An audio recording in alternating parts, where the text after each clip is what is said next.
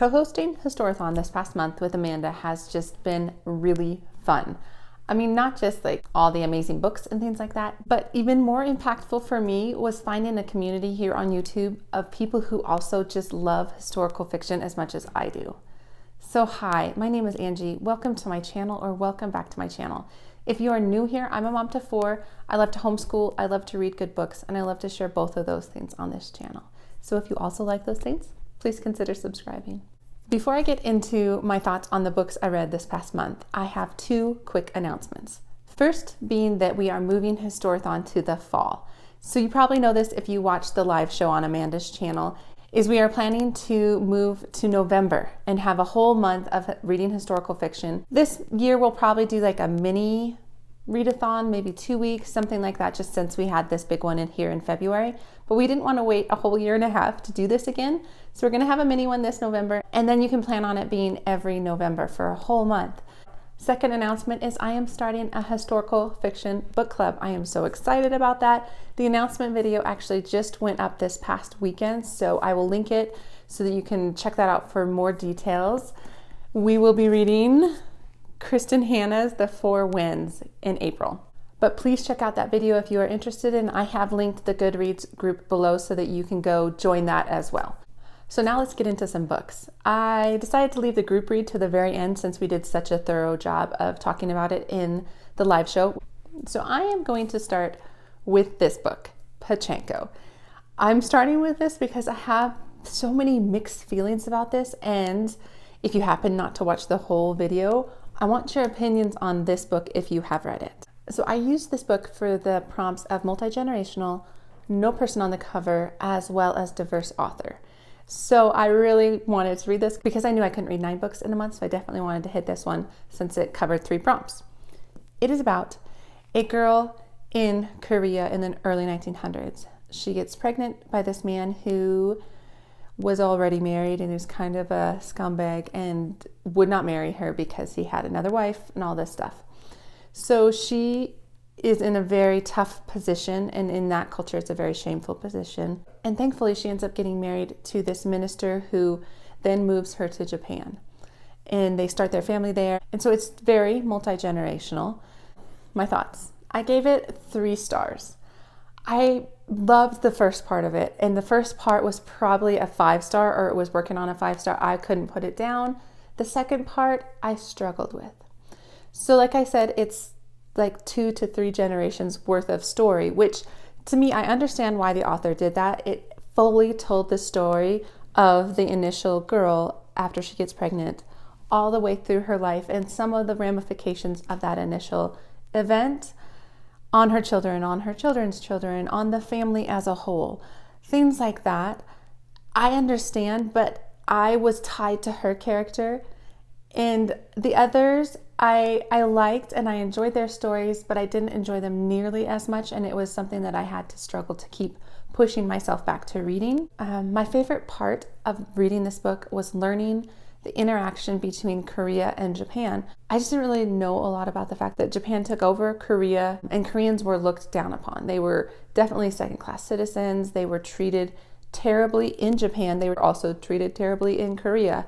And then also you have on top of those strained relationships World War II, which comes through, and Japan being involved in that, and that was very interesting to me. I really liked that. And I also really liked that main character, Sunja. I enjoyed being in her head and hearing about her choices and hearing the things that made her struggle and the regrets she had throughout her life. So that was beautiful, but 3 stars. The next book I want to talk about is Burial Rites by Hannah Kent. I read this for the prompt of something set in the winter, which it very much was set in the winter. It was set in Iceland. It's about the last woman who was executed in Iceland. And really the story is about pulling out the truth from her and figuring out what actually happened. She was accused of killing, or being a part of killing, 2 men. But the story is set after she has already been tried of murder and found guilty and has already received the death penalty. The story is about her learning to trust the people she stays with and the priest that is meeting with her as she tells her story. So I really did enjoy it. I gave this 4 stars. What I really liked about this book was the mystery. The fact that we were given information in kind of tidbit form, just a little bit at a time. And a lot of it was from her own story. And sometimes she would say stuff like, well, I'm going to tell the minister this. And then in her own head, she would think about what actually happens. And so in a way, she was kind of this unreliable narrator that I just wasn't sure what to do with.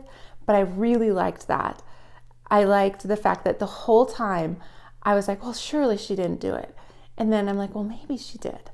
And I kind of went back and forth and back and forth. And I really wanted to get to the end because I just really wanted to hear what happened. The author did a great job focusing on things like regret and grief and just a life well lived and what that means. And so I really enjoyed this book. The next book I picked up for Historathon was my only 5-star read.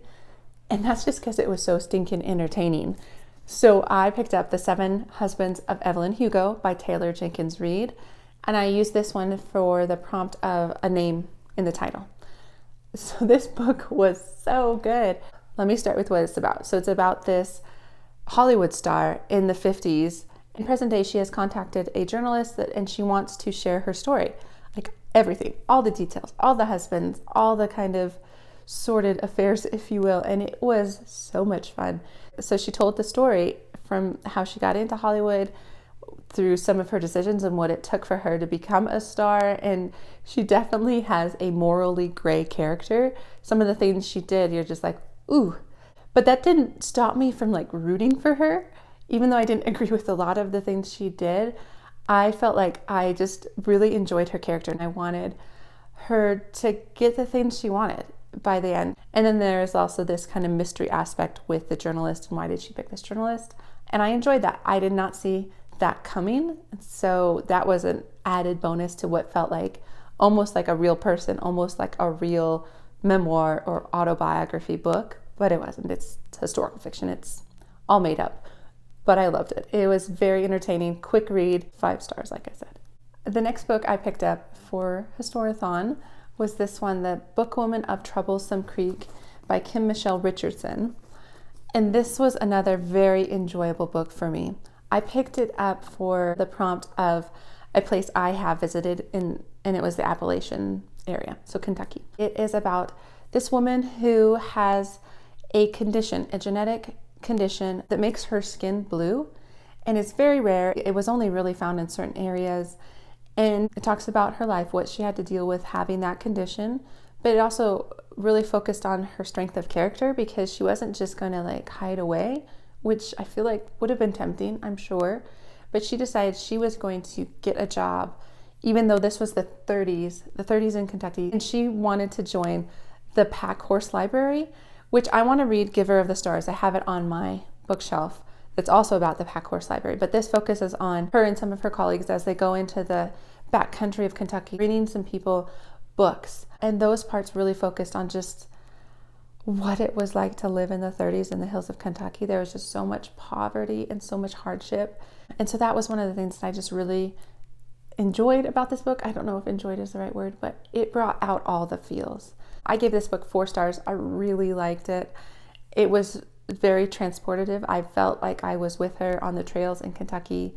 There was some scary moments, but there was a lot of just sad moments. There was a lot of like her dealing with the prejudice of people and what people thought of her moments that just kind of were tough on my heart. And so that part I just loved. The other part I just loved about this book is the fact that I learned something. I mean, that's one of the things I love about historical fiction. I learned about the blue people of Kentucky. I didn't really even know about that. I did not know about the recessive genetic condition that was very rare, that hardly ever happened, but it did happen, and it was just really burdensome for some of these people. So this was such a good book. And finally, Yellow Bird Sings, the group read. And this was by Jennifer Rosner. This was her debut novel. I think that's what we decided. And the book grew on me after being part of the live discussion when I heard other people's opinions of the book. But basically, it is about a woman and her child who are Jews, and they are fleeing from the Nazis, basically. And they hide out in this barn, and the daughter is 5 years old. And the mom has to keep her quiet, but she's gifted. She's a musical prodigy, and she just wants to sing. And some of the ways the mom is trying to keep her quiet. And then as the book progresses from there and the mom has to make tough choices as to like what's the safest for her daughter to split up or to stay together, that was just hard. There was just so many parts in this book that were very real and challenging, and the word gritty just keeps coming up in my head just because it was so hard to read some of these storylines. But I gave it a 3-star because I didn't feel as connected to the characters. I think it was the way it was written. I don't know, I think it was also the way that the author jumped right into the story without a bunch of backstory, which I can appreciate sometimes, but this time it was a little tough for me. And so for some of those reasons, go see the live show if you read it and you want to hear more in-depth detail about kind of what other people thought. It was a good book. I don't know if I would recommend it to everybody, but those who can kind of handle the just realness and just the tragedy of this time frame, it's definitely worth picking up. So, the yellow bird sings. So that is what I have. So remember, Historathon moving to November, Historical Fiction Book Club starting in April. Please see the announcement video in the Goodreads group below. So please tell me, did you participate in Historathon? What did you read? What was your standout book? What book kind of surprised you? What book did you not like at all and you expected to like? Give me all the details below.